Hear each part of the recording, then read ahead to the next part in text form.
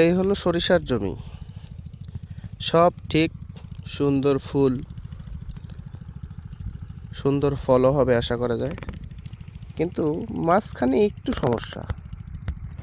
সেটা হলো জমির মাঝখানে মাঝখানে কিছুটু জায়গায় সরিষার গাছই নেই। এই গাছটা থাকবে কি করে? আমার মতন দক্ষ একজন কৃষক যদি বীজ বোনার সময় থাকে বা বপন করে, আসলে ওইটুকু থাকার কথাই না।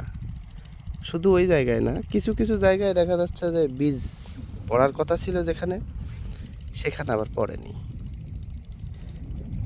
পরীক্ষামূলক ছিল এবারকার সরিষার আবাদটা।